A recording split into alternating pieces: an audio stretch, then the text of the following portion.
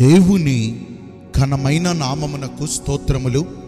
ఈ వాగ్దానమును వింటున్న మీకందరికీ మన ప్రభువును ప్రియ రక్షకుడైన యేసుక్రీస్తు నామములో శుభములు, మా హృదయపూర్వకమైన వందనములు. ఈరోజు మీ కొరకైన దేవుని వాగ్దానము యెషయా గ్రంథము 43వ అధ్యాయము 1వ వచనము. నిన్ను విమోచించి ఉన్నాను, భయపడకుము, నీవు నా సొత్తు.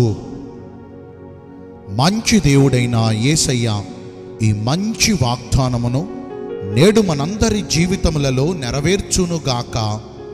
ఆమేన్.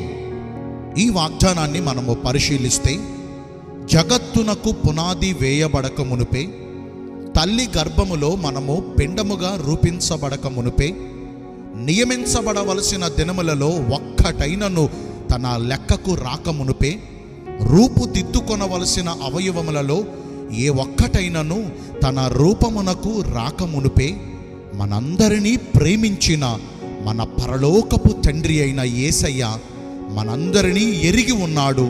పేరు పెట్టి ఆయన మనందరినీ పిలుచుకొని ఉన్నాడు. ఆయనకు స్వకీయ జనాంగముగా ఏర్పాటు చేసుకుని, తనకు సొత్తుగా మనందరినీ మరల్చుకొని, మన యందు లక్ష్యముంచి, మన దురావస్థలను నిదానించి చూచుచు, మన వేదనలన్నిటిలో నుండి, మన బాధలన్నిటిలో నుండి, మనము అనుభవిస్తున్న దీనస్థితిలో నుండి, మన కష్టకాలములో నుండి, మన శ్రమ కాలములో నుండి ఆయన మనలను విమోచించబోతున్నాడు. మంచి దేవుడైన యేసయ్య ఈ మంచి వాగ్దానమును నేడు మనందరి జీవితములలో నెరవేర్చాలంటే మనము ఎలాగున ప్రవర్తించాలి? మొదటిగా మనము ఆయన ఆజ్ఞలన్నిటినీ పూర్ణ హృదయంతో అనుసరించి నడవాలి. మనకున్న ఒక లక్షణం ఏంటంటే, మనకు నచ్చినంత మట్టుకు, మనకు బాధలు ఇబ్బందులు కలగనంత మట్టుకు, మనకు కష్టం లేనంత మట్టుకు దేవుడి మాటను వినటానికి, దేవుడు చెప్పిన పనులు చేయటానికి ప్రయత్నం చేస్తూ ఉంటాం. ఒకవేళ దేవుడు మాటల్లో ఏదైనా కొంచెం మనకి భారంగా ఉన్నా, లేకపోతే మనం అది చేయటానికి మనకు వీలు పడకపోయినా, ఆయన ఆజ్ఞలను విడిచిపెట్టేసి ఆయన బోధలన్నీ విస్మరించుచు మనకు నచ్చినట్టల్లా చేసుకుని పోతాం.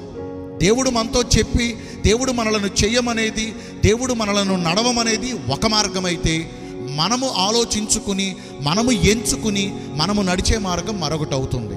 ఒక మాట మీతో చెబుతానండి, మనము ఎంచుకున్న మార్గం అది మన దృష్టికి సరి అయినదిగానే కనపడుతుంది, కానీ ఆ మార్గము గుండా మనకు వెళితే ఖచ్చితంగా మనం నష్టపోతాం.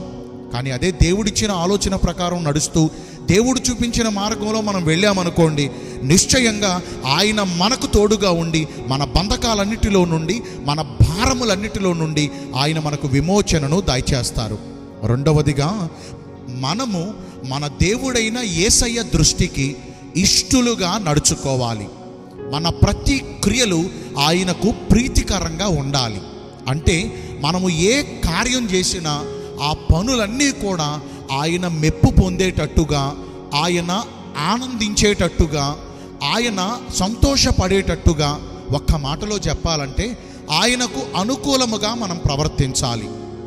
భక్తుడైన దావీదు తన దృష్టికి ఇష్టానుసారుడైన మనుషుడని, ఆయన ఉద్దేశములన్నిటినీ ఎరిగి నెరవేర్చిన వాడని కీర్తనాకారుడైన దావీదును గురించి సర్వలోక సృష్టికర్త అయిన దేవుడే సాక్ష్యమిస్తున్నాడు. మరి ఈ రోజున ఆయన మన విషయంలో సాక్ష్యం ఇవ్వాలంటే, మరి మన క్రియలు దేవునికి అనుకూలంగాను, దేవుని దృష్టికి ఇష్టంగాను ప్రవర్తించగలుగుతున్నామా?